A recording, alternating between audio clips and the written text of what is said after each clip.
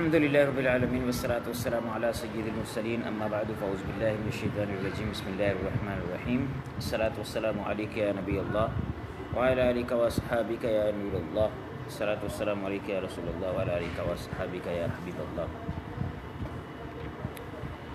دوبارہ سے فون آپ کے ساتھ ہم حاضر ہیں۔ آخری دن ہم نے سبق نمبر 26 پڑھا تھا نصاب الصرف سے۔ آج انشاءاللہ عز و جل جو ہے وہ 26 سے آگے 25 پڑھا تھا، 26 آج ہم پڑھیں گے الحاق کے بارے میں۔ ابتداءً مختصراً الحاق کے بارے میں کچھ بیان فرما رہے ہیں۔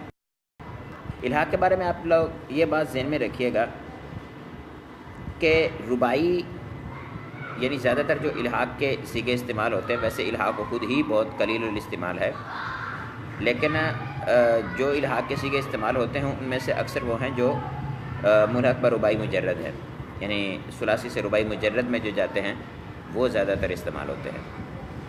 رباعی کے اندر کبھی بھی آپ دیکھیں کہ وہاں پر جو ہے وہ دو ہم جنس حروف کٹھے آ رہے ہیں، یا اس کے اندر جو ہے وہ حرف علت آ رہا ہے، فا کلمہ کے بعد آ رہا ہے، عین کلمہ کے بعد آ رہا ہے، واو آ رہی ہے، یا آ رہی ہے، لام کلمہ آخر میں بالکل حرف علت آ رہا ہے، تو اس صورت کے اندر وہ الحاق کی ہی صورتیں ہوتی ہیں، تقریباً الحاق کی صورتیں ہوتی ہیں۔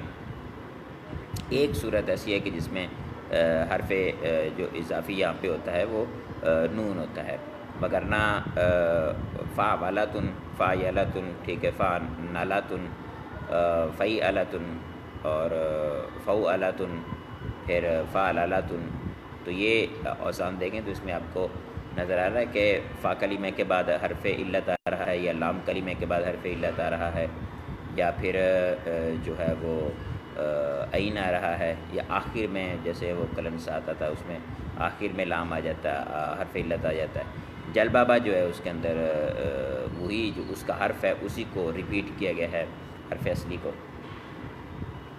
تو الحاق کی تعریف بیان کر رہے ہیں، کہتے ہیں ثلاثی یا رباعی مجرد میں کسی حرف کی زیادتی کر کے اس کو رباعی یا خماسی کے ہم وزن کرنا الحاق کہلاتا ہے۔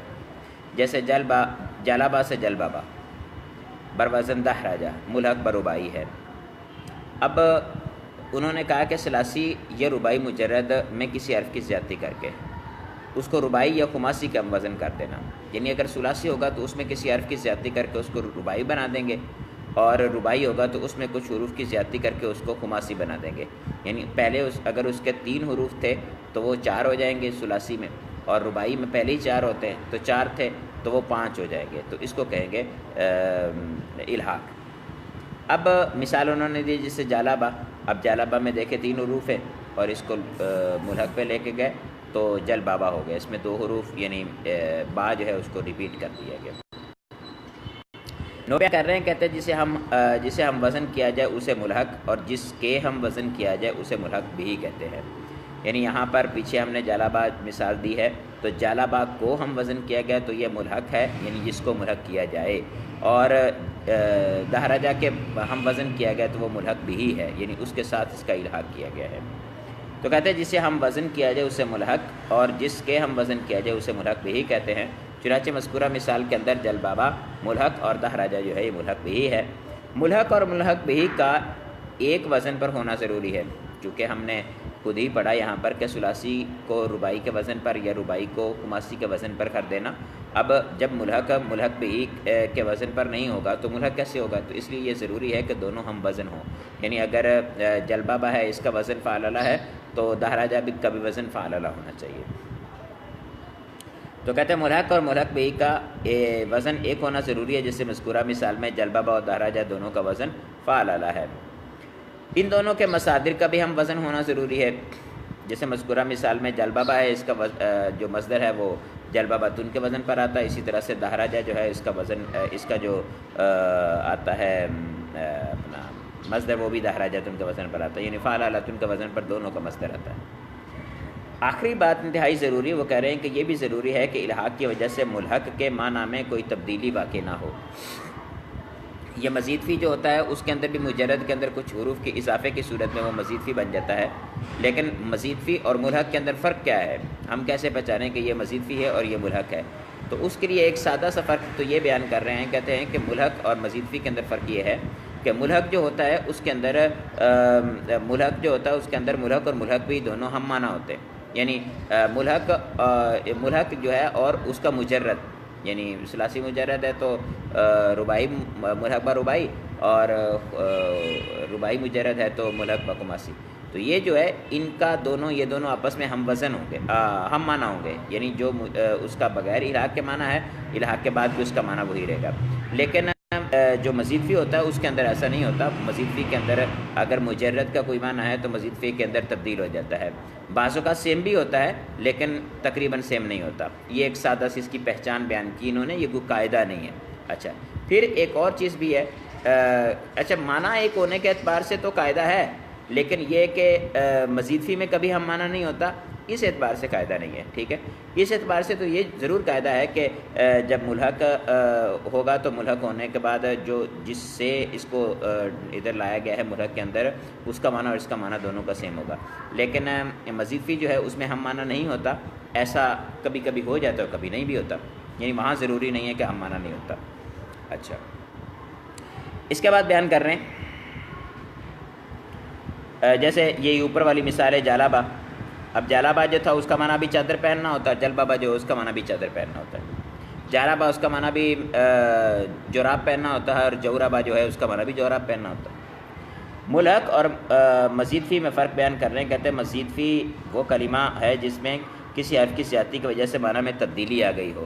جیسے کاروما کا معنی ہوتا ہے بزرگ ہوا، اور اکرما کا معنی ہوتا ہے عزت کی اس ایک مرد نے، اور اکرما میں حمزہ کی زیادتی کی وجہ سے معنی میں بھی تبدیلی آ گئی، لہٰذا یہ مزید فی کہلائے گا.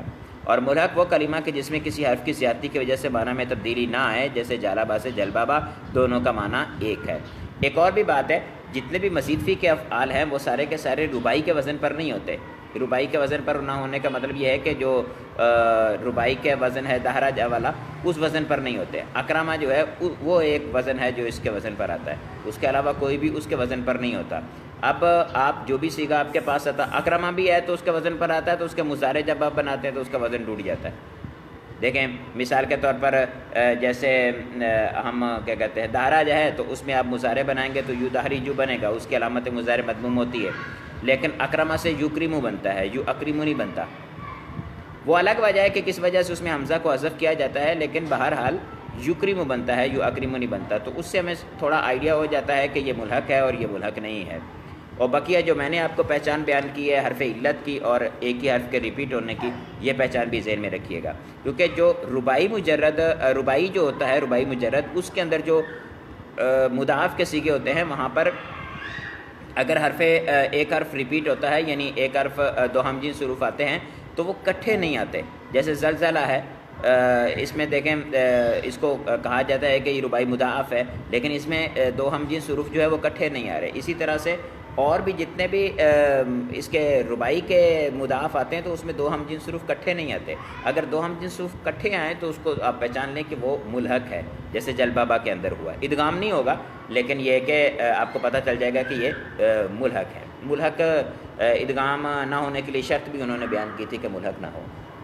یعنی جو قاعدہ لگتا ہے دو ہمجنس حروف کٹھے ہیں، پہلا ساکن تو پہلے کی حرکت ماقبل کی طرف منتقل کر کے تو دوسرے میں ادغام کرنا جو ہے یہ واجب ہے. اس قاعدے کی جو شرائط ہیں اس کے اندر آپ دیکھیں تو اس کے اندر یہ شرط ہے کہ ملحق نہ ہو.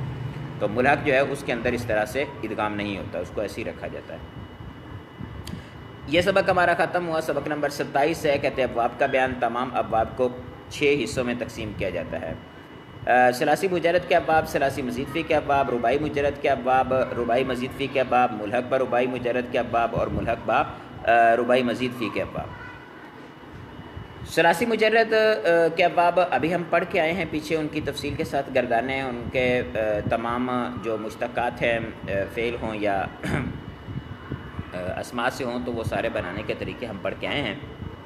رباعی مزید فی جو ہے اس کو ہم نے ابھی تک نہیں پڑھا. کچھ اسماء مشتقات بنانے کے طریقے ہم نے پڑھ لیے تھے، لیکن ان سے افعال وغیرہ کیسے بنتے ہیں اور دیگر اس کی تفصیل وغیرہ ابھی تک ہم نے نہیں پڑھی. اور اسی طرح سے رباعی مجرد کے بارے میں ہم نے ابھی تک نہیں پڑھا. اس سے بھی جو مشتقات اسماء مشتقات ہیں ان کا تو پڑھ لیا تھا، بقیہ کا نہیں پڑھا. اور ملحق تو پھر رباعی مجرد کی طرح ہی ہوتے ہیں، اس میں کوئی اتنا فرق نہیں ہوتا. ثلاثی مجرد جو ہے اس کے بیان کر رہے ہیں کہ 6 ابواب ہے. ضرب یضرب سمیع یسمع نصر ینصر فتح یفتح حاسب یحسب اور کرم یکرم. کہتے ہیں ان ابواب کے بنانے کے طریقے، ان سے دیگر افعال و اسماء بنانے کے طریقے، ان کی تصریفات صغیرہ کبیرہ اور دیگر احکام وغیرہ سب کا بیان گزر چکا جیسے میں نے آپ کو عرض کیا. ثلاثی مزید فی کے 12 ابواب ہے. افتعال، انفعال، استفعال، افعلال، افعیلال اور افعال، افعال، افعال، تفعیل، مفعلہ اور تفاعل اور تفاعل. اوپر لکھا کہ 12 ہے اور نیچے انہوں نے 14 ابواب گنوا دیے ہیں. ان کے اندر افعال اور افعال یہ 2 ابواب ایسے گنوائے ہیں کہ جو تفاعل اور تفاعل کے اندر قاعدہ لگنے کے بعد کس شکل میں تبدیل ہوتے ہیں. تو تفاعل اور تفاعل کے قواعد کیونکہ آگے آ رہے ہیں، ان کے اندر تفصیل کے ساتھ ان کی بحث ہوگی، تو یہاں پر ہمیں افعال اور افعال جو ہے ان کو لینے کی حاجت نہیں ہے. 12 ابواب ہی اپنے ذہن میں رکھیں، اگرچہ انہوں نے یہاں پر 14 لکھے ہوئے.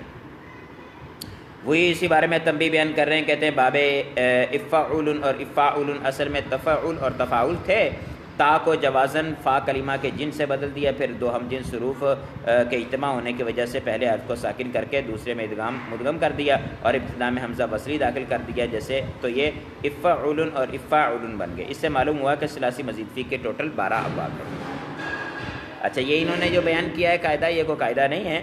اصل کے اندر وہاں پر کچھ حروف بیان کریں گے کہ یہ حروف جو ہے جب یہ فا کلمہ کے اندر آ جائیں یا یہ حروف جب عین کلمہ کے اندر آ جائیں تو اس صورت میں کس کو ہم کس کی جن سے بدلیں گے اور جن سے بدل کر پھر کس طرح سے اس میں ہم 2 ہم جنس حروف کر کے ان کے اندر ادغام کریں گے. اس کی تفصیل انشاءاللہ عز و جل اسی کے باب میں تفصیلاً آئے گی. اب یہ 12 ابواب جو انہوں نے بیان کیے، ان 12 ابواب میں سے ہر ایک کی تفصیل تھوڑی بیان کر رہے ہیں. بس سیدھا اس سے ماضی بنانے کا طریقہ بیان کر رہے ہیں. مضارع بنانے کا طریقہ جو ہے وہ ہم پڑھ چکے ہیں، اور امر نہیں، پھر اس میں فاعل، اس میں مفعول بنانے کا طریقہ، پھر اس میں تفصیل بنانے کا طریقہ، پھر اس میں ظرف بنانے کا طریقہ، اس میں آلہ بنانے کا طریقہ جو ہے وہ سارے اپنا اس کے طریقے جو ہے ہم پڑھ چکے ہیں. باب افتعال کہہ رہے ہیں کہ ابواب ثلاثی مزید فی کے علامات اور ان کے بنانے کے طریقے. باب افتعال میں فا کلمہ کے بعد تا زیادہ ہوتی ہے، یہ اس کی علامت ہے. اچھا، یہ علامات یاد کرنا بہت ضروری ہوتی ہیں، کیونکہ جب بھی ہمارے پاس کسی بھی شکل میں تبدیل ہو کے صیغہ آئے گا، اس کے اندر جو علامت اس کی موجود ہے وہ ضرور پائی جائے گی. علامت اس کی کہیں بھی غائب نہیں ہوگی، تو علامت کا پایا جانا چاہیے. باب افتعال، باب تفاعل کے اندر جو تبدیلی ہوتی ہے وہ قاعدہ لگنے کی وجہ سے، وہ تبدیلیاں ہونے کے بعد تو ظاہری بات ہے جو دیگر ابواب ہے، جو مجرد کے ابواب ہے، ان کے اندر بھی وہ علامتیں وغیرہ نہیں پائی جاتی ہیں، لیکن اگر صحیح پر ہوں تو ان کے اندر وہ علامات موجود ہوگی. تو باب افتعال کے فا کلمہ کے بعد تا زیادہ ہوتی ہے، یہ اس کی علامت ہے. جیسے اجتنبا، اب جانبا سے باب افتعال پہ لے کے گئے تو اجتنبا. اب اجتنبا کے آپ اجتنبا ماضی کا صیغہ ہے، یجتنب بنا لیں، آپ اس پہ لم یجتنب کر لیں، آپ اس کو جو ہے لن یجتنبا کر لیں، یا آپ اس کو اجتنب امر کا صیغہ بنا رہے ہیں، لا تجتنب نہیں کا صیغہ بنا لیں، آپ اس میں مجتنبن اس میں فاعل بنا لیں، مجتنبن اس میں مفعول بنا لیں، مجتنبن اس میں ظرف بنا لیں، اور مابہ الاجتناب آپ اس میں اعلیٰ بنا لیں، آپ اشد اجتنابن باب اس میں تفضیل بنا لیں، ما اشد اجتنابن و اشد باجتنابہ اسے آپ باب تفاعل مفعول اپنا فعل تعجب بنا لیں. سب کے اندر دیکھیں تو فا کلمہ کے بعد تا موجود ہے. جو اس باب کی علامت تھی وہ جہاں بھی صیغہ تبدیل ہوا ہے، تبدیل ہونے کے بعد وہ اپنی جگہ پر موجود ہے. تو یہ علامت یاد رکھنا ضروری ہے کہ جہاں بھی صیغہ ہوگا، جیسی بھی شکل میں ہوگا، جو یہاں پہ علامت بیان کی جائے گی وہ وہاں پہ موجود ہوگی اس کے اندر. بنانے کا طریقہ کہتے ہیں ثلاثی مجرد کے فا کلمہ سے پہلے حمزہ اور فا کلمہ کے بعد تا کا اضافہ کر کے اسے افتعال کے وزن پر لے آتے ہیں. اب اجتناب افتعال کے وزن پر تھا تو کیا کیا ہم نے ماضی بنانے کے لیے، یہ ماضی بنانے کا طریقہ بیان کر رہے ہیں. کہتے ہیں ثلاثی مجرد کے فا کلمہ سے پہلے حمزہ، ٹھیک ہے، حمزہ وصلی ہو پہلے ہی لگا ہوا تھا باب کے اندر، اور فا کلمہ کے بعد تا کا اضافہ کریں گے باب افتعال کی علامت، اور اس کے بقیہ جو ہے اس کو اس کی حالت پر باقی رہیں گے، افتعال کے وزن پر لے آئیں گے. جیسے جانبا سے اجتنبا. اب مضارع بنانا ہے تو ہم نے علامت مضارع شروع کے اندر لگائیں گے، ما قبل آخر کو کسرہ دے دیں گے تو علامت یہ بن جائے گا یجتنبو، ٹھیک ہے، ما قبل آخر کو کسرہ اور آخر کو دمہ دے دیں گے یجتنبو بن جائے گا. اور بقیہ جتنے بھی صیغے ہیں ان کے اندر بھی ایسا یہ شروع میں علامت مضارع اور آخر کے اندر ما قبل آخر کو کسرہ. وہ افعال جن کے شروع کے اندر تا آتی ہے اس کے ما قبل آخر کو کسرہ نہیں آئے گی. وہ افعال جو 4 حروف پر ہیں ان کی علامت مضارع مضموم ہوگی. یہ قواعد ہم پیچھے پڑھ چکے ہیں. تو جانبا سے اجتنبا بن جائے گا. انفعال بیان کر رہے ہیں، کہتے ہیں باب انفعال میں فا کلمہ سے پہلے نون زائدہ ہوتا ہے، جیسے انفطر، انفطر ینفطر انفطار، ٹھیک ہے۔ اب انفطر ینفطر انفطار میں دیکھیں آپ، انفطر نون زائدہ ہے، اب انفطر ہے تب بھی نون زیادہ ہے، ینفطر تب بھی نون زیادہ ہے، منفطرون ہے تب بھی نون زیادہ ہے، منفطرون ہے وہ ظرف کر لیں اس میں مفعول کر لیں تب بھی اس میں نون زیادہ ہے، آپ مابہ الانفطار کر لیں، انفطر امر کا صیغہ بنا لیں، کسی بھی جگہ پہ آپ اس کو لے کے چلے جائیں اس میں نون زیادہ شروع میں موجود رہے گا، تو نون زیادہ کی وجہ سے ہمیں پتہ چل جائے گا کہ یہ جو ہے باب انفعال سے ہے۔ اچھا، اب ہمارے ذہن کے اندر یہ پیدا ہو سکتا ہے سوال کہ جی وہ اپنا کہتے ہیں، ایسا بھی تو ہو سکتا ہے کہ کوئی صیغہ ہو اور اس کے شروع کے اندر جو ہے وہ نون آ رہا ہو اور اس کے بعد تا آ رہی ہو، تو اب ہمیں ٹینشن ہو جائے گی یہ باب انفعال ہے یا باب افتعال ہے، ٹھیک ہے۔ تو اس میں یہ ذہن میں رکھیے کہ باب جو افتعال ہے وہ جس کا فا کلمہ تا ہو اس سے نہیں آتا، جس سے باب افتعال کا فا کلمہ تا ہو تو اس سے باب افتعال نہیں آتا، اور جو ہے اپنا جس کا فا کلمہ نون ہو اس سے باب افتعال نہیں آتا، تو جب فا کلمہ نون ہو تو باب افتعال آئے گا نہیں، تو اس صورت کے اندر جب بھی آپ دیکھیں گے کہ تا آ رہی ہے تو وہ پھر تائے افتعال نہیں ہوگی، وہ تا اصلی ہوگی اور نون زیادہ ہوگا، باب انفطار سے ہوگا، ٹھیک ہے، باب انفعال سے ہوگا۔ بنانے کا طریقہ بیان کر رہے ہیں، کہتے ہیں ثلاثی مجرد کے فا کلمہ سے پہلے حمزہ اور نون ساکن کا اضافہ کر کے اسے انفعالہ کے وزن پر ہم وزن کر دیتے ہیں، فاترہ اس کا معنی ہوتا ہے پھاڑنا، تو انفطرہ کا معنی پھٹنا، اس کا خاصہ یہ ہے کہ ہمیشہ لازم استعمال ہوتا ہے، ٹھیک ہے۔ تو فاترہ کا معنی تھا پھاڑنا، تو اس سے جو ہے وہ انفطرہ بنایا تو وہ پھٹنے کا معنی ہو گیا۔ جس طرح سے باب افعال اور باب تفعیل ہوتے ہیں تو ان کا اکثر طور پر جو ہم خاصہ استعمال کرتے ہیں وہ تعدیہ ہوتا ہے، یعنی مجرد سے متعدی کرنے کے معنی میں استعمال ہوتا ہے، مجرد میں اگر لازم ہے تو اس کو متعدی کرنے کے لیے استعمال ہوتا ہے۔ اسی طرح سے باب انفعال جو ہوتا ہے یہ لازم کو اپنا مزید اپنا متعدی کو لازم کرنے کے لیے استعمال ہوتا ہے، یعنی اگر مجرد کے اندر وہ متعدی ہے تو وہ باب انفعال پہ آ کے وہ مجرد بن جائے گا، اپنا لازم بن جائے گا۔ یہی کام اکثر باب تفاعل اور تفاعل بھی کرتے ہیں، یعنی باب تفاعل کے اندر بھی یہ خاصہ پایا جاتا ہے، لیکن اس کے ساتھ مزید کچھ اور خواص بھی پائے جاتے ہیں، اپنانے کے معنی میں، بناوٹ کے معنی میں، تکلف وغیرہ کے معنی میں، تو یہ معنی بھی ساتھ میں پائے جاتے ہیں۔ بہرحال خاصیات کی بحث اینڈ کے اندر ہوگی انشاءاللہ، تفصیلاً اس میں بات کریں گے اس پہ۔ استفعال کہتے ہیں باب استفعال میں فا کلمہ سے پہلے سین اور تا زیادہ ہوتی ہے، جیسے استنصرہ، یہ علامت ہے اس کی کہ سین اور تا دونوں شروع میں زیادہ ہوں گی، استنصرہ یستنصر استنصار، اب اس کے جتنے بھی صیغے بنیں گے سب کے اندر یہ ضروری ہوگی۔ بنانے کا طریقہ یہ استفعالہ کے وزن پر آپ اس کو لے کے آ جائیں، مجرد سے آپ استفعالہ کے وزن پر لے کے آ جائیں، فا عین لام کے مقابلے میں آپ حروف اصلیہ کو ڈال دیں، بقیہ استنصرہ بن جائے گا، یہ ناصرہ سے استنصرہ بن گیا، ٹھیک ہے، غافرہ سے استغفرہ بن جائے گا، داخلہ سے استدخلہ بن جائے گا، ٹھیک ہے، اور ضربہ سے استضربہ بن جائے گا، اپنا فاتحہ سے استفتحہ بن جائے گا، ٹھیک ہے، وغیرہ وغیرہ۔ جیسے ناصرہ مدد کرنا سے استنصرہ۔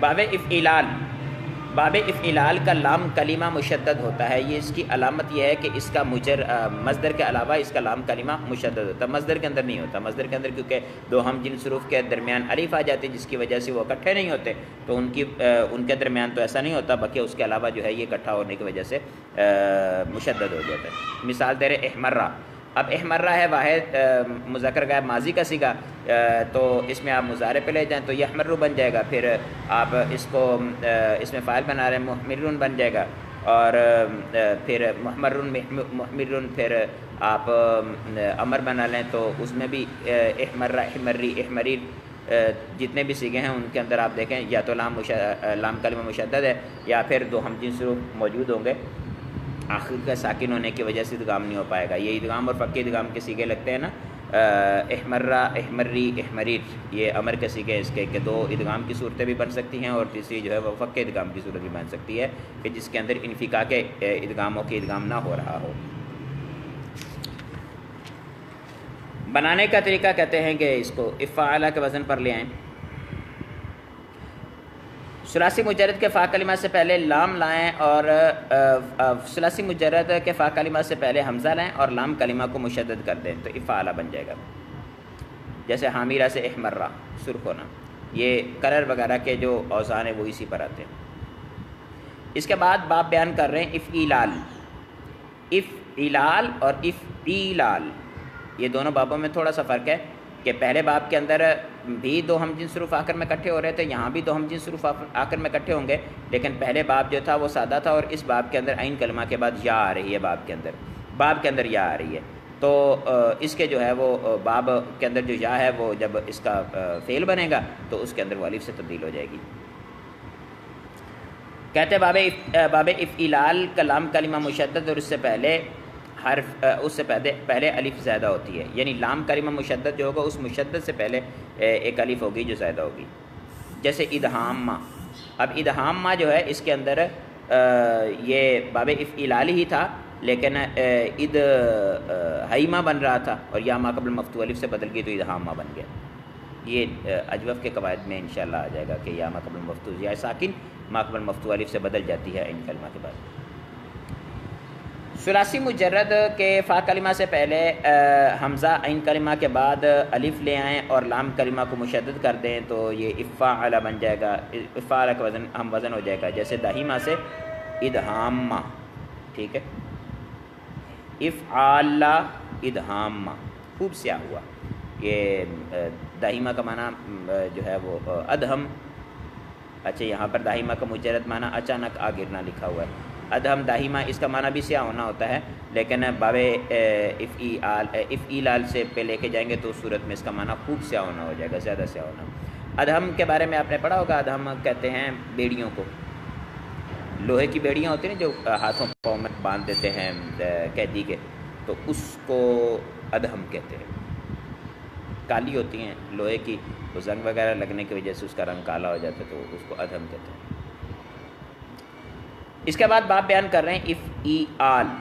اب اس میں لام کلمہ نہیں بلکہ عین کلمہ ریپیٹ ہوگا، لیکن عین کلمہ ریپیٹ ہوگا اس کے درمیان میں یا ہوگی، اب یہ یا جب فعل بنے گی تو اس میں واو سے تبدیل ہو جائے گی۔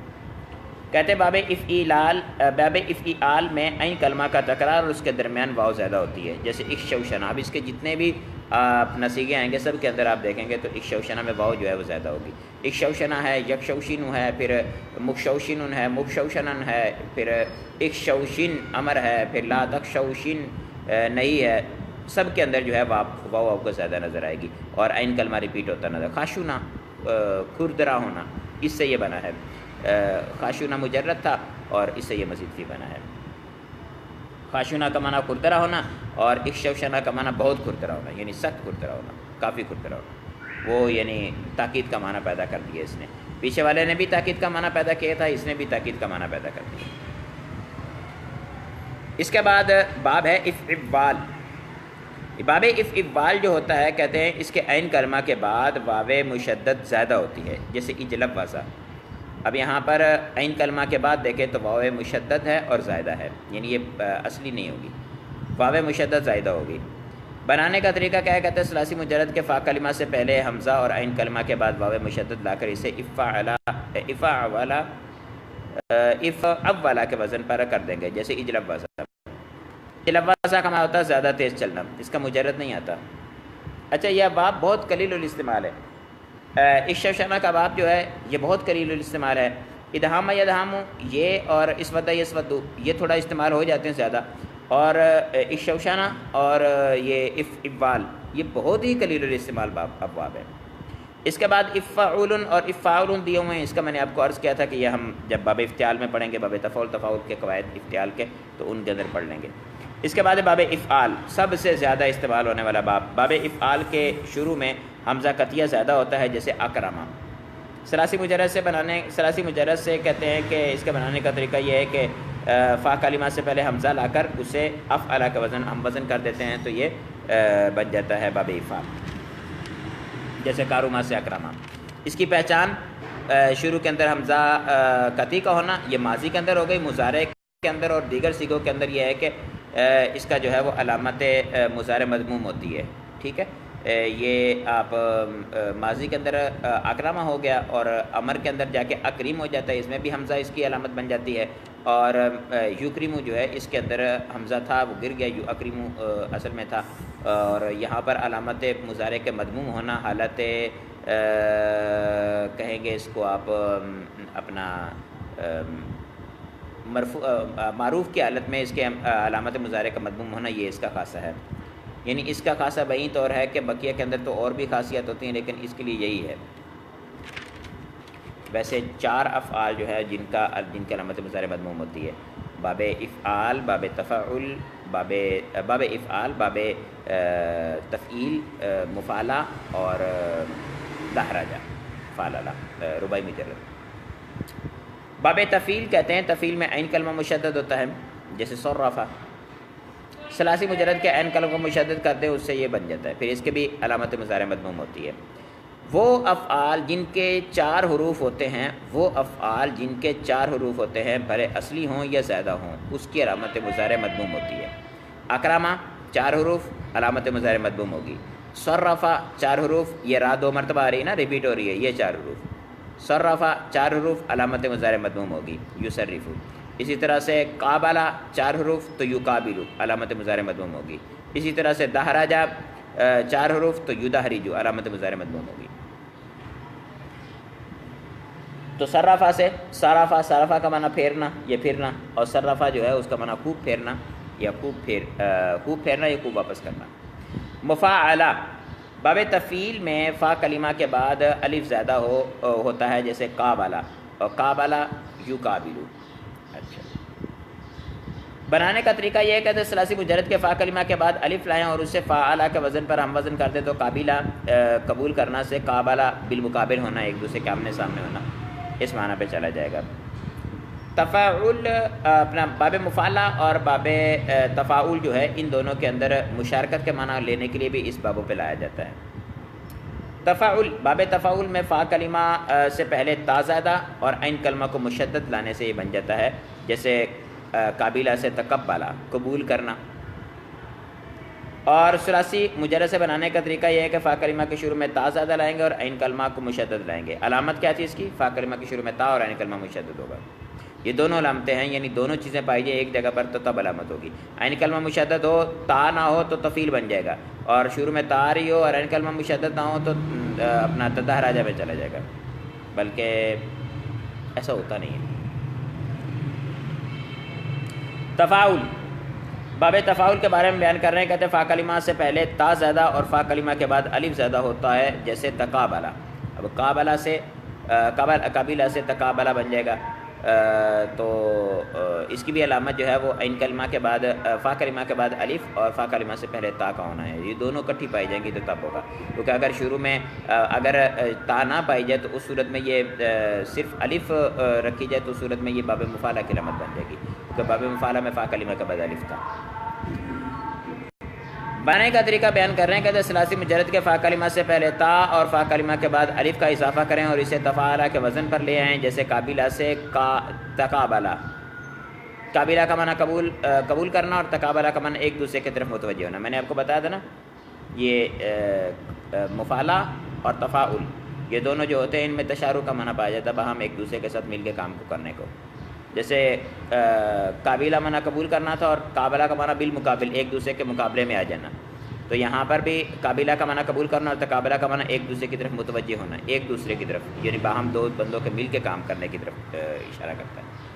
تنبیہات کچھ بیان کر رہے ہیں 5، کہتے ہیں جو فعل جس باب سے ہوگا اس فعل کا مصدر اسی باب کے وزن پر آئے گا، جیسے اجتنابا جو ہے اس کا مصدر اجتنابن ہے بر وزن افتعال، اور اسی طرح سے بقیہ جو ہے ان کے اندر بھی ایسا ہی ہوتا ہے۔ پھر کہہ رہے ہیں کہ مذکورہ والا طریقوں کے مطابق ان میں سے ہر ایک باب سے فعل ماضی مثبت معروف واحد مذکر غائب کا صیغہ بنے گا، یعنی جتنے بھی صیغے بنانے کے طریقے بیان کیے، یہ واحد مذکر غائب فعل ماضی مثبت معروف کے بنانے کے طریقے بیان کیے گئے تھے۔ پھر اس کے بعد کہتے ہیں اس میں تثنیہ، جمع، مذکر، مؤنث، حاضر، غائب، متکلم کی علامتیں داخل کریں تو پورے 14 صیغے بن جائیں گے۔ ضمیر لگے گی الف، تثنیہ، واو، جمع، نون نسوہ، تا، تم، تی، تماتن، نا، تو اور نا، تو یہ ساری لگیں گی تو اس کے ساتھ یہ ماضی بن جائے گا، اور یا مخاطبہ کا اضافہ کر کے تو مضارع بن جائے گا۔ اس کے بارے میں تفصیلاً پیچھے میں بیان کر چکا ہوں، مجرد کے اندر جس طرح سے بناتے ہیں اسی طرح سے اس کے اندر بنائیں گے۔ جو ضمیر متحرک ہوتی ہے تو اس کا ماقبل ساکن ہوتا ہے، یعنی جیسے دارابا ہے تو دارابا دارابا الف ساکن ہوتی ہے تو ماقبل متحرک نہیں، ماقبل ساکن نہیں، تو دارابو واو ساکن ہے تو متحرک نہیں، اور دارابت دارابتا اس میں بھی الف آ رہی ہے تو ماقبل متحرک ہے، ساکن نہیں، لیکن نون نسواں جو ہے وہ متحرک ہے تو دربنا با ساکن کر دی، اسی طرح سے بقیہ کے اندر بھی آپ اسی طرح سے ان کے اندر یہ ضمیریں لگا کر آپ اس میں بقیہ اس کے سیگے بنا سکتے ہیں، 14 کے 14 سیگے بن جائیں گے۔ ثلاثی مجرد کے جن ابواب کی ماضی میں حمزہ وصلیہ ہوتا ہے انہیں با حمزہ وصل کہتے ہیں، جیسے اول ذکر 9 ابواب، اور جن کے ماضی میں حمزہ وصلیہ نہیں ہوتا انہیں بے حمزہ وصل کہتے ہیں۔ یعنی یہ ایک اصطلاح ہے کہ حمزہ وصلی جتنے بھی ابواب ہم نے ابھی پڑھے ہیں، ان ابواب میں کچھ ایسے تھے جن کے شروع کے اندر حمزہ وصلی آ رہا تھا، اور کچھ ایسے تھے جن کے شروع میں حمزہ وصلی نہیں آ رہا تھا۔ وہ ابواب جن کے شروع میں حمزہ وصلی آ رہا تھا ان کو با حمزہ وصل کہتے ہیں، جن کے شروع میں حمزہ وصلی نہیں آتا اس کو بے حمزہ وصل کہتے ہیں۔ باب افعال کے شروع میں حمزہ وصلی نہیں ہے تو اس کو بے حمزہ وصل ہی کہیں گے حمزہ ہونے کے باوجود، کیونکہ یہ حمزہ جو ہے یہ وصلی نہیں قطعی ہے زیادہ۔ ثلاثی مزید فی سے دیگر افعال بنانے کا طریقہ ان قریب احاطہ کیا جائے گا۔ دیگر افعال کے بنانے کا طریقہ آگے کہیں نہیں بیان کریں گے، آگے جا کے بیان کریں گے، پیچھے بیان کر رہے ہیں۔ بیان کرنے کا وہی طریقہ ہے جو میں نے آپ کو ابھی عرض کر دیا ہے، اس کے بنانے کا کوئی نیا طریقہ نہیں ہے۔ اچھا جی، 28 نمبر سبق تک ہو گیا ہمارا، کافی ہے، ہم آپ کی طرف چلتے ہیں۔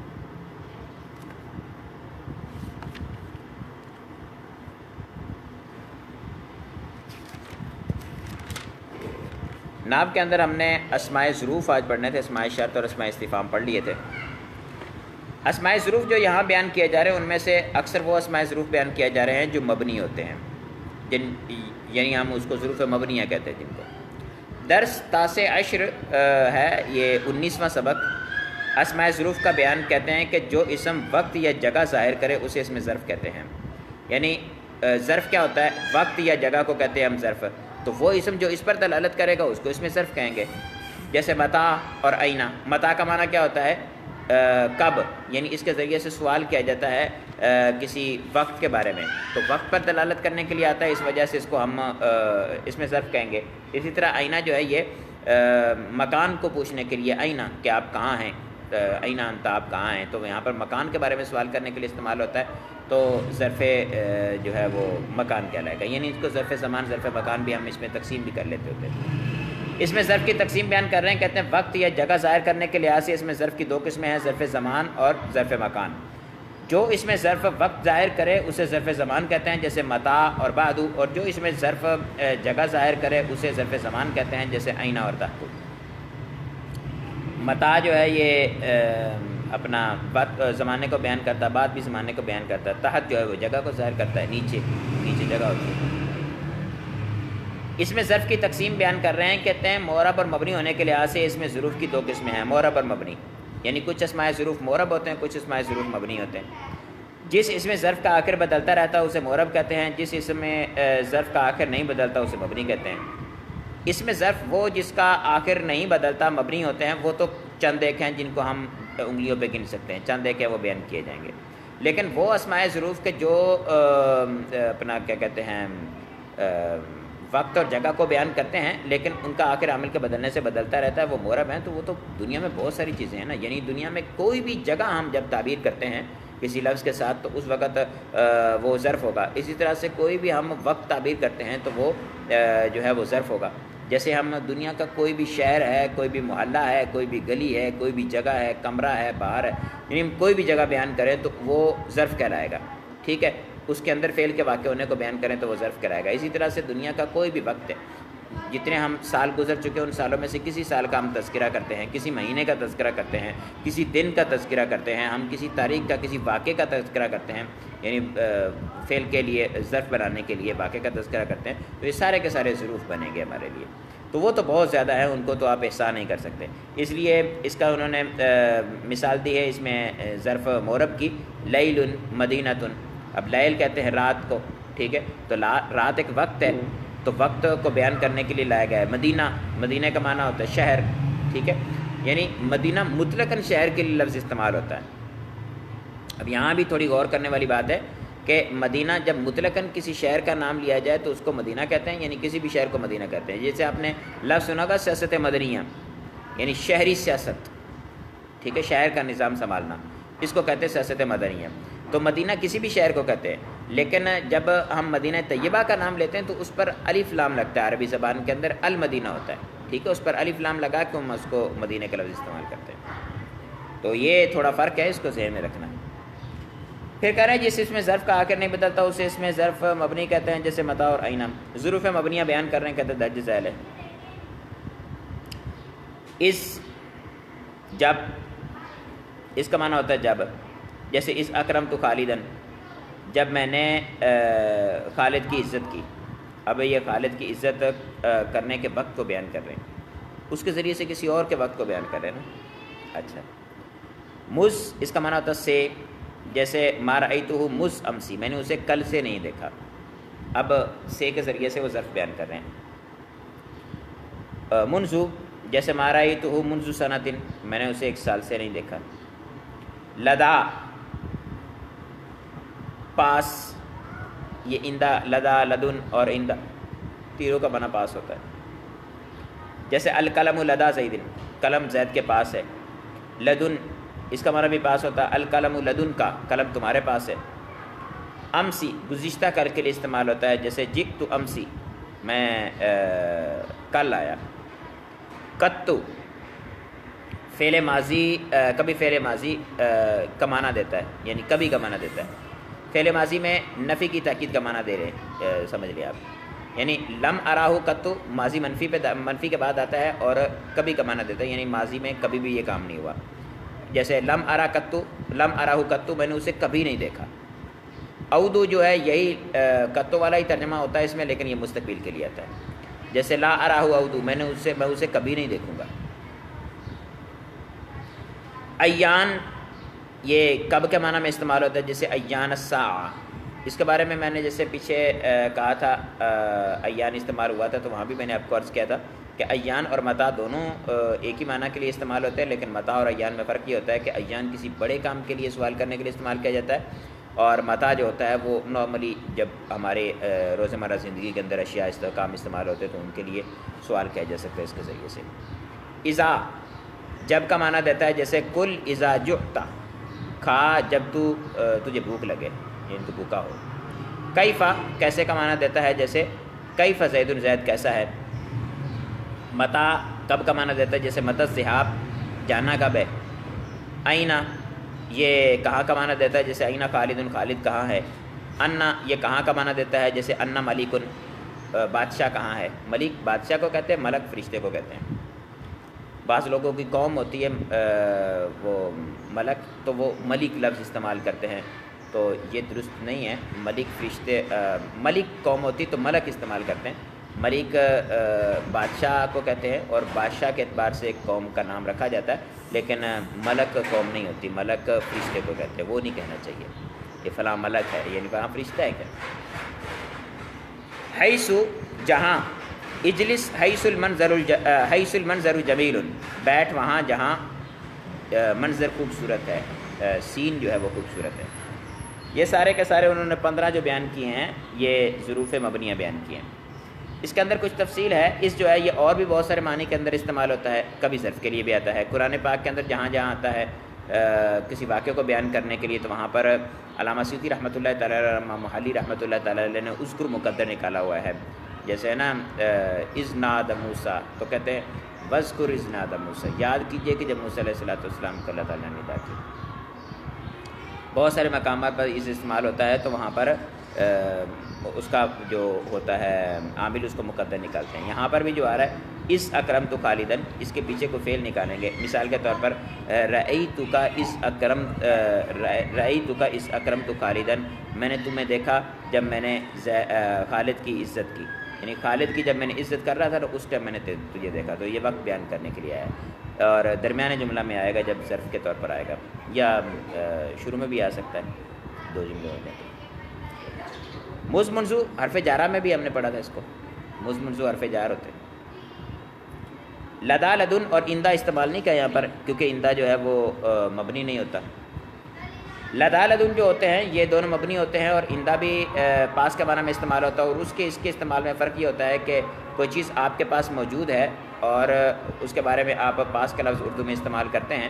عربی کے اندر اگر اندہ کا لفظ آپ استعمال کرتے ہیں تو اس کے لیے وہ چیز آپ کے پاس ہو، وہ فی الحال موجود ہے آپ کے پاس، یا بعد میں موجود ہوگی آپ کے پاس، آپ کے گھر پہ رکھی ہوئی ہے، فی الحال آپ کے پاس موجود نہیں ہے، دونوں صورتوں میں آپ اندہ بول سکتے ہیں۔ لیکن جب لدا اور لدن کی بات کریں گے تو اس وقت وہ فی الحال آپ کے پاس موجود ہو تو اس وقت آپ کہیں گے لدائی لدن کے ساتھ۔ ایان کے بارے میں آپ کو بتا چکا میں، انا کے بارے میں آپ کو بتا دیا تھا کہ انا کیفہ کے معنی میں اور انا آئینہ دونوں کے معنی میں استعمال ہوتے ہیں۔ یہ ظروف مربع بیان کر رہے ہیں، کہتے ہیں ظروف مربع کئی ہیں لیکن ان میں سے قبلو، بعدو، تحتو، فوقو وغیرہ جو ہیں یہ مضاف ہوں اور ان کا مضاف الیہ مذکور نہ ہو تو یہ مبنی ہوں گے، جیسے زید فوق، اور اگر یہ مضاف ہوں مضاف نہ ہوں یا مضاف تو ہوں مگر ان کا مضاف الیہ بھی مذکور ہو تو یہ معرب ہوتے ہیں، جیسے جئت قبلو، جئت قبلا اور جئت قبل زید۔ یہ سادہ صحیح اس کے استعمال کا طریقہ ہے، اس کے استعمال کو طریقوں کو ذہن میں رکھنا چاہیے۔ یہ اسماء جہات ستہ کہلاتے ہیں، 6 جہتیں ہوتی ہیں، آگے پیچھے اوپر نیچے دائیں بائیں، ان کو اسماء جہات ستہ کہتے ہیں جو ان پر دلالت کرنے والے استعمال ہوتے ہیں۔ تو اسماء جہات ستہ جو ہوتے ہیں ان کے لیے یہ قاعدہ ہے کہ اگر ان کا مضاف الیہ جو ہے وہ مذکور نہ ہو اور مضاف الیہ مذکور نہ ہو، منوی ہو، یعنی دماغ کے اندر، ذہن کے اندر ہو، نیت کے اندر ہو، منوی ہو، تو اس صورت میں وہ مبنی بر دم ہوں گے، اس کے علاوہ جو ہے یہ معرب ہوتے ہیں۔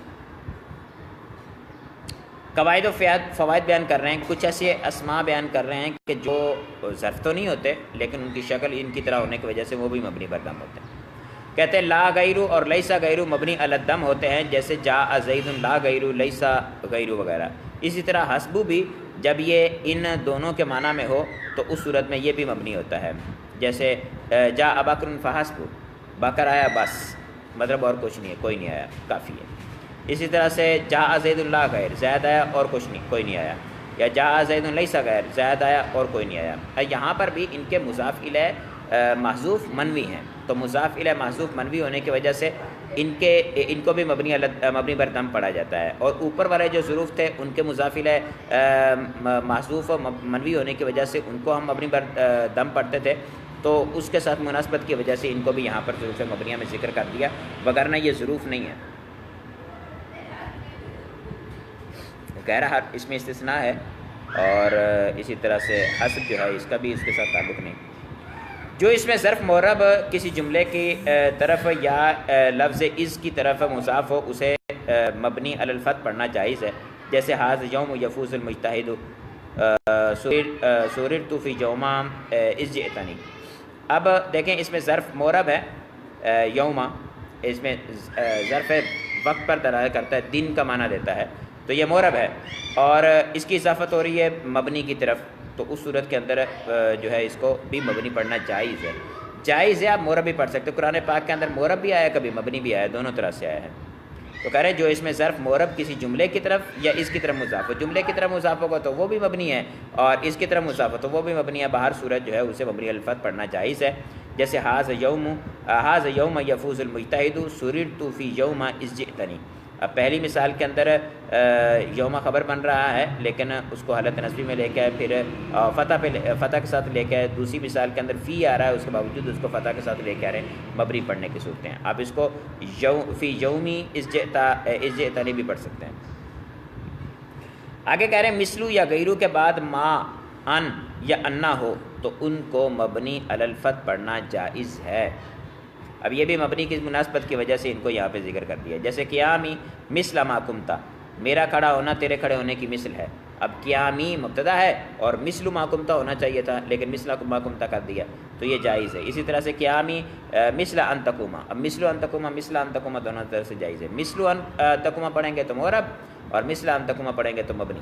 اس طرح حاذ حق مثل انک تنطق، یہ حق ہے اس طرح جس طرح سے تم نے کہا، تو اس مثال کے اندر اس طرح سے جس طرح تم کہتے ہو، تو اس مثال کے اندر بھی جو یہ مثلہ یہ مضاف اور انا کی طرف، تو یہ مبنی بر دم، مبنی بر فتح پڑھنا جائز ہے، اور اس کے ساتھ ساتھ اس کو معرب پڑھنا بھی جائز ہے۔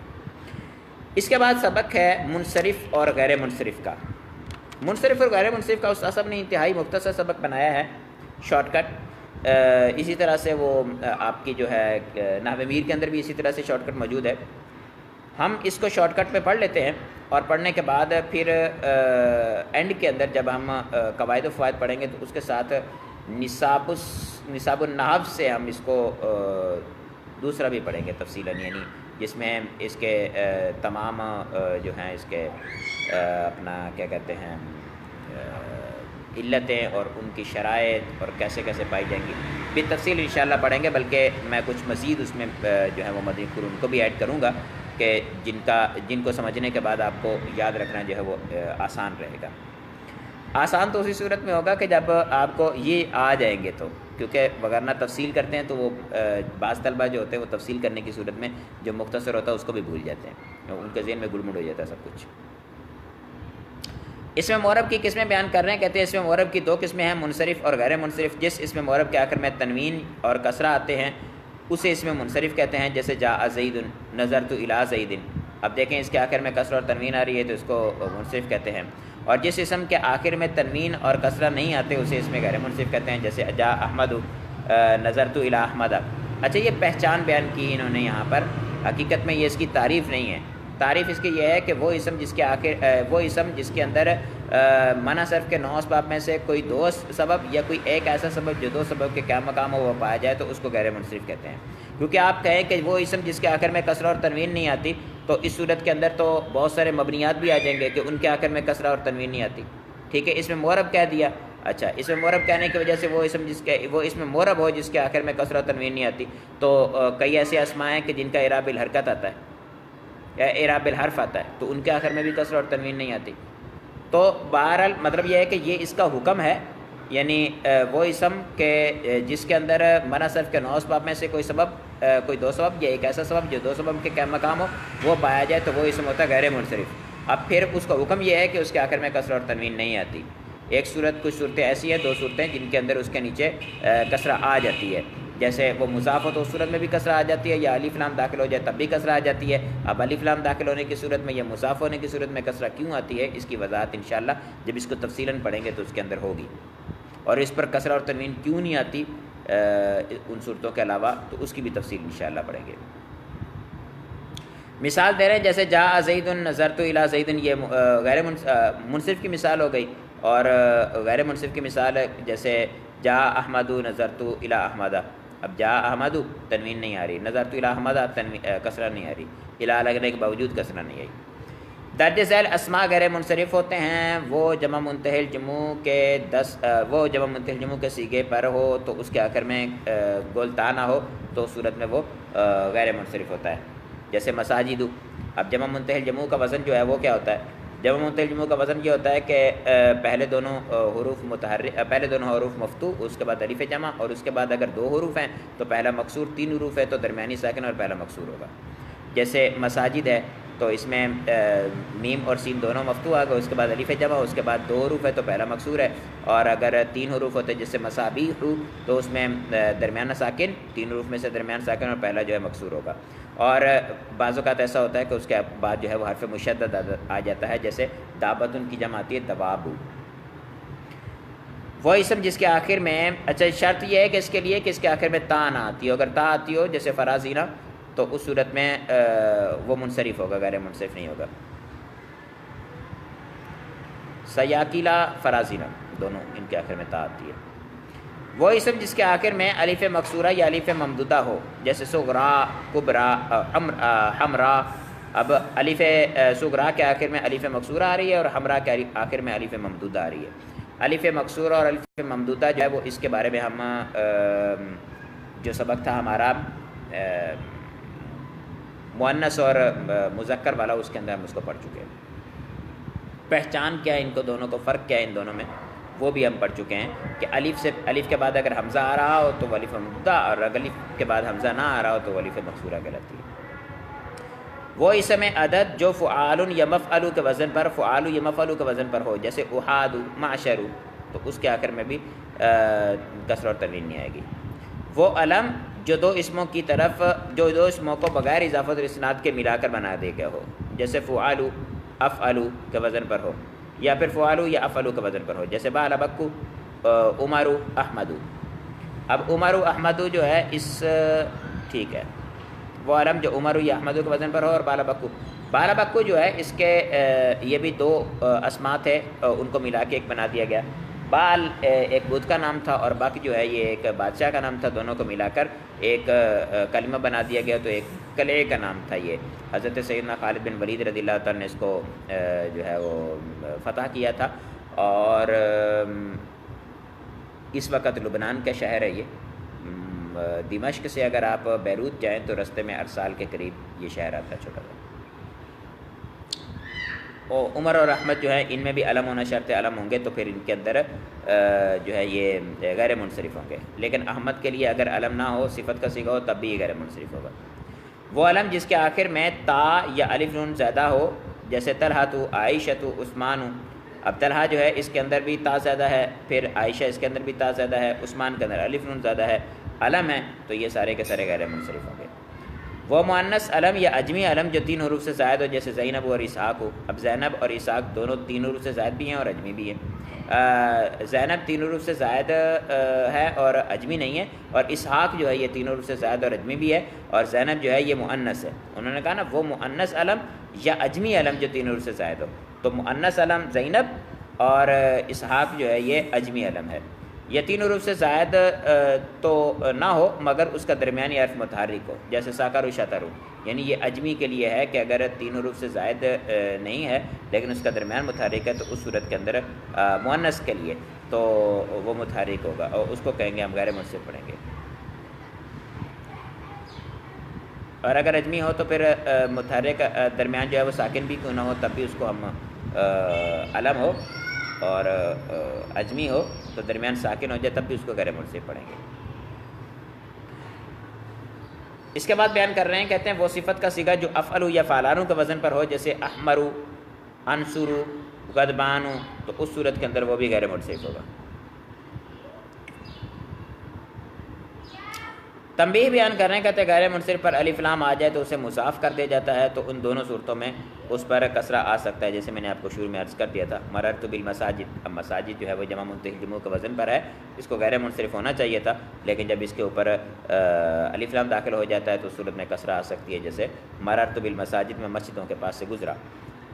اور اسی طرح سے مضاف ہو جائے تو تب بھی اس کے نیچے کسرہ آ سکتی ہے جیسے مررت بمساجدکم, میں تمہاری مسجدوں کے پاس سے گزرا. اب یہاں مساجد مضاف کو مضافر ہے, مضافر ہے, اوکے, یہ جار کے لیے مجرور ہے, تو جار جو ہے یہ مساجد کے نیچے جر دے رہا. ٹھیک ہے جی, ہمارے 2 سبق کافی ہیں کیونکہ آگے سبق نمبر 21 ہے اور سبق نمبر 21 کافی لمبا ہے.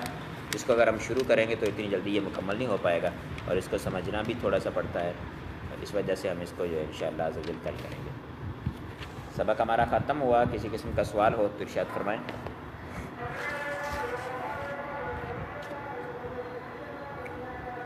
صبغت اللہ بھائی تشریف لائے ہیں ماشاءاللہ. میلاد بھائی نے بھی ماشاءاللہ لکھا ہے, ابھی پتہ نہیں موجود ہے یا نہیں ہے. صبغت اللہ بھائی جو ہیں یہ کراچی میں پڑھتے تھے, ہمارے سے ایک یا 2 سال پیچھے تھے. حمزہ, جی حمزہ, انہوں نے کہا کہ منصرف کے آخر میں تنوین اور کسرہ آتے ہیں تو ہمیشہ تو نہیں آتے, وہ کہہ رہے ہیں آتی ہیں.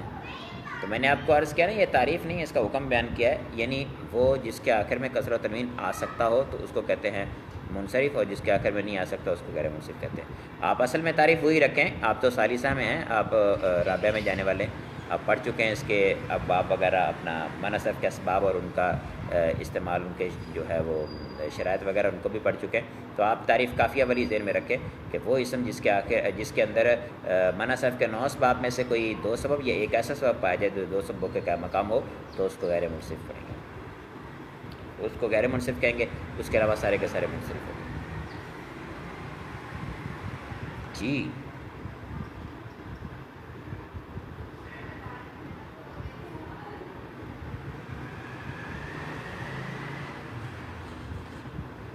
اللہ اکبر. کل جمعہ ہے تو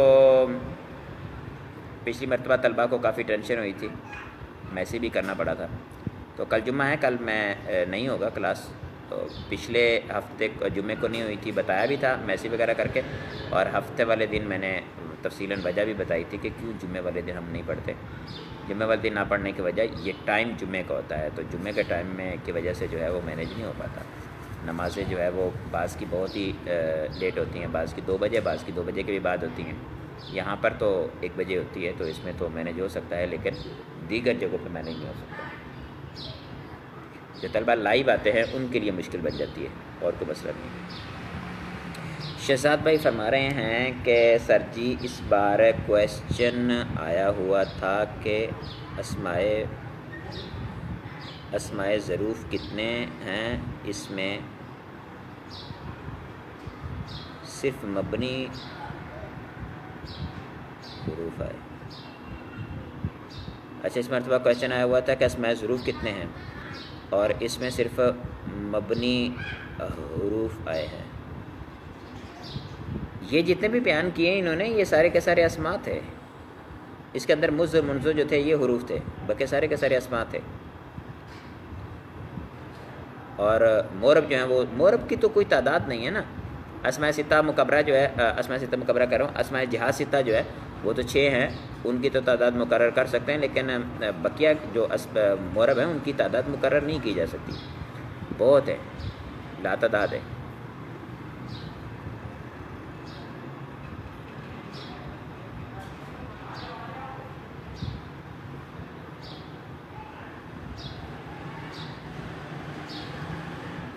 وہ ممکن ہے سوال آپ کا اولا میں آیا ہو اور کتاب کے حوالے سے دیا ہو انہوں نے کہ کتاب کے اندر کتنے بیان کیے گئے ہیں، کیونکہ جب پیپر ہوتا ہے تو اس کے لیے یہی ہوتا ہے کہ جو کتاب کا پیپر ہے اسی کی روشنی میں لکھا جائے، یعنی اس میں جو چیزیں بیان کی گئی ان کو لکھا جائے۔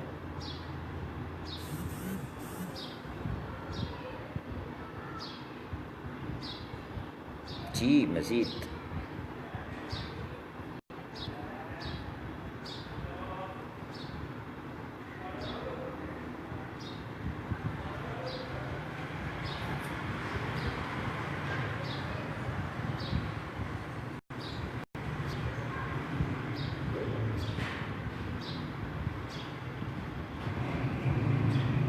ٹھیک ہے، تنظیم کے امتحان میں آیا ہوا تھا۔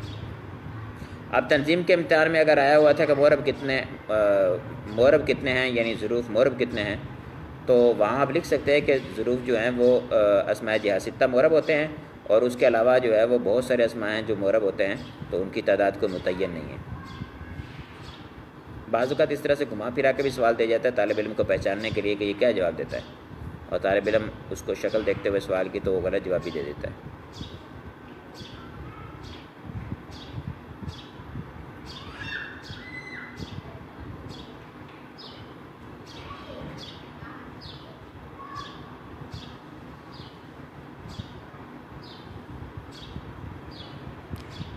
طلبہ کافی سارے دیکھتے ہیں لیکن سوالات سبھی نہیں کرتے، اس کی کیا وجہ ہے؟ سوالات چندے کی وہی اسلامی بھائی ہیں جو دوبارہ کرتے رہتے ہیں، شہزاد بھائی اکثر کرتے رہتے ہیں ماشاءاللہ، چلے وہ تو تشریف لاتے ہیں، حمزہ کرتا ہے، پھر خان بہادر بھائی کرتے تھے، آج وہ تشریف شاید نہیں لائے۔ بقیہ کوئی سوال نہیں کرتے، سوال کم کرتے ہیں، دیکھتے زیادہ ہیں۔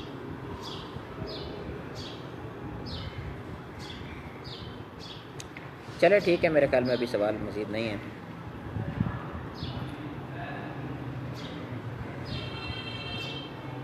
چلے ہم ختم کرتے ہیں۔ السلام علیکم ورحمۃ اللہ وبرکاتہ۔